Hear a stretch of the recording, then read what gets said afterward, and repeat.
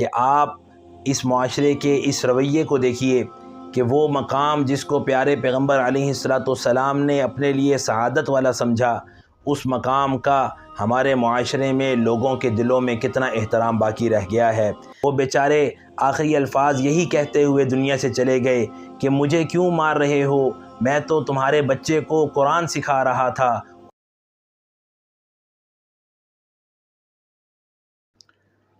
بسم اللہ الرحمن الرحیم، نحمدہ ونصلی علی رسولہ الکریم، اما بعد۔ قال النبی صلی اللہ علیہ وسلم انما بعثت معلما، او کما قال علیہ الصلاۃ والسلام۔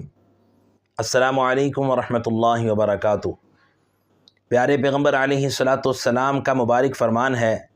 کہ میں معلم بنا کر بھیجا گیا ہوں، یعنی اللہ تعالیٰ نے مجھے یہ بھی فضیلت عطا فرمائی ہے کہ میں معلم بنا کر بھیجا گیا ہوں، یعنی سکھانے والا۔ اب آپ اس درجے اور مقام کی فضیلت کو سمجھ گئے ہوں گے کہ معلم ہونا کتنی فضیلت کی بات ہے۔ اب پیارے پیغمبر علیہ الصلاۃ والسلام کے جو ماننے والے ہیں وہ تو احترام کرتے ہی کرتے ہیں اور ان پر احترام لازم اور فرض ہے، لیکن آپ اس مرتبے اور مقام کی فضیلت کو دیکھیے کہ پوری دنیا میں جو بھی مہذب معاشرے سے تعلق رکھنے والا ہے وہ پیارے پیغمبر علیہ الصلاۃ والسلام کا احترام وہ لازم سمجھتا ہے اور احترام کو اپنے لیے باعث سعادت سمجھتا ہے، چاہے وہ پیارے پیغمبر علیہ الصلاۃ والسلام کو ماننے والا نہیں ہے۔ اب آپ بد فطرت اور غیر مہذب معاشرے کی مثال دیکھیے کہ وہ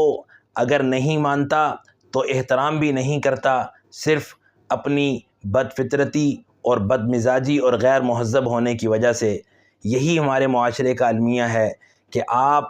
اس معاشرے کے اس رویے کو دیکھیے کہ وہ مقام جس کو پیارے پیغمبر علیہ الصلاۃ والسلام نے اپنے لیے سعادت والا سمجھا، اس مقام کا ہمارے معاشرے میں لوگوں کے دلوں میں کتنا احترام باقی رہ گیا ہے۔ میں آپ کو جس خبر کے بارے میں بتانا چاہ رہا ہوں اس خبر کی طرف آنے سے پہلے میں آپ کو معلم ہونے کی ایک اور فضیلت اور اہمیت بتاتا ہوں کہ حضرت عمر فاروق رضی اللہ تعالی عنہ جو امیر المؤمنین ہیں، خلیفہ ثانی ہیں،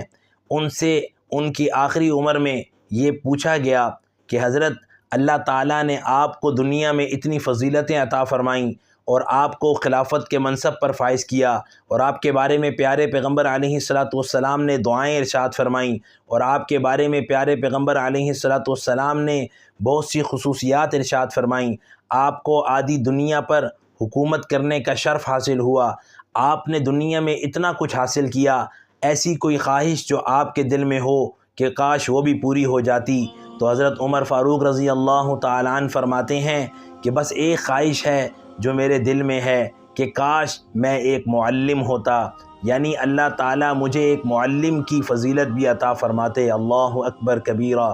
کتنی بڑی سعادت اور فضیلت کی بات ہے۔ جبکہ ہمارے معاشرے کی گراوٹ کی انتہا کو دیکھیے کہ آپ نے خبر سنی ہوگی کہ مردان کے علاقے شیرگوٹ میں ایک قرآن پڑھانے والے استاد کو صرف اس وجہ سے چھریاں مار کر شہید کر دیا گیا کہ وہ بچے کو قرآن پڑھاتے ہوئے سبق نہ یاد ہونے پر تھپڑ مار بیٹھے، جس پر اس کے گھر والوں نے طیش میں آ کر اس بچے کے بھائی اور والد نے بغیر وجہ معلوم کیے چھریوں کے وار کر کے اس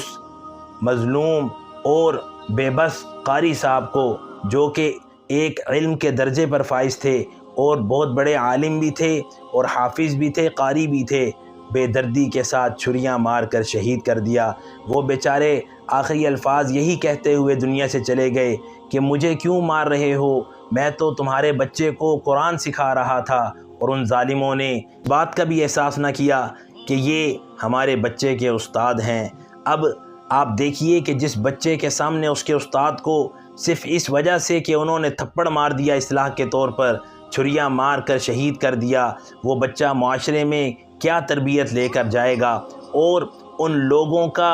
کیا معاملہ کیا جائے گا حکومتی سطح پر، اور قانون کیا حرکت میں آئے گا کہ جس استاد کو انہوں نے بے دردی سے شہید کیا وہ بیچارہ قرآن پڑھانے والا معمولی سی تنخواہ پر دین کی خدمت سر انجام دے رہا تھا۔ اللہ تعالی ہمارے معاشرے کے حال پر رحم کرے اور ایسے لوگوں کو قانوناً ایسی سزا دینی چاہیے کہ وہ لوگوں کے لیے عبرت بن جائے، اور کوئی بھی کسی بھی طرح کسی بھی استاد کو، چاہے وہ کسی بھی درجے پر پڑھنے پڑھانے اور سکھانے کے منصب پر فائز ہے، چاہے وہ کسی بھی درجے میں فائدہ پہنچا رہا ہے، ہمارے معاشرے کو اس بارے میں توجہ کرنی چاہیے کہ اپنے بچوں کی ایسی تربیت کریں کہ وہ استاد کی بات کو سمجھیں بھی، سیکھیں بھی، اور استاد کے ادب و احترام کو ملحوظ خاطر رکھیں۔ اس لیے خدا را اپنے بچوں کو یہ بات ضرور سمجھائیے کہ استاد کا ادب کریں، وہ جو کہے اس کی بات کو مانیں،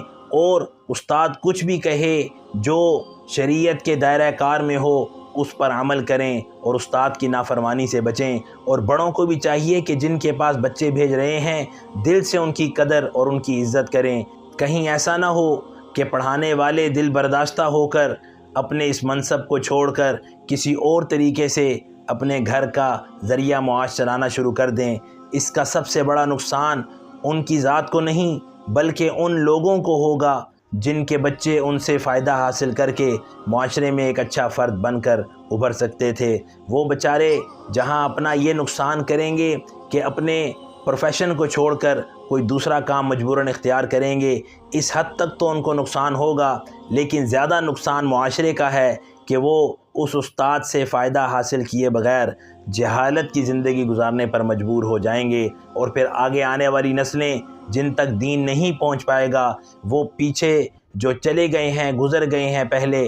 ان پر لعن طعن کرتے رہیں گے اور اپنی آخرت کو برباد کرتے رہیں گے۔ اللہ تعالی ہمیں عقل و شعور عطا فرمائے، استاد کے منصب اور مقام اور اس کی فضیلت کو سمجھنے کی توفیق عطا فرمائے، اور اپنے بچوں کی صحیح معنوں میں تربیت کی توفیق عطا فرمائے، چاہے وہ استاد اسکول کا ہو، ٹیوشن کا ہو، یا کسی کام دنیاوی فنون کو سکھانے والا ہو، یا قرآن کی تعلیم دینے والا ہو، جس بھی منصب پر فائز ہے اس کا احترام معاشرے کے ہر فرد پر لازم ہے۔ اور میں ایک اور بات کہتا چلوں کہ استاد سے اگر کچھ سیکھ رہے ہیں یا اس سے کچھ فائدہ حاصل کر رہے ہیں تب تو احترام کرنا فرض ہے، لیکن اگر آپ کسی سے کچھ سیکھ نہیں رہے، نہ ہی وہ آپ کا استاد ہے، اس کا احترام بھی آپ پر لازم ہے، اس لیے کہ وہ ایک ایسے منصب پر فائز ہے جس منصب پر پیارے پیغمبر علیہ السلام کو اللہ تعالیٰ نے فائز فرمایا اور اس منصب کو فضیلت عطا فرمائی۔ اللہ تعالیٰ ہمیں سمجھنے کی توفیق عطا فرمائے،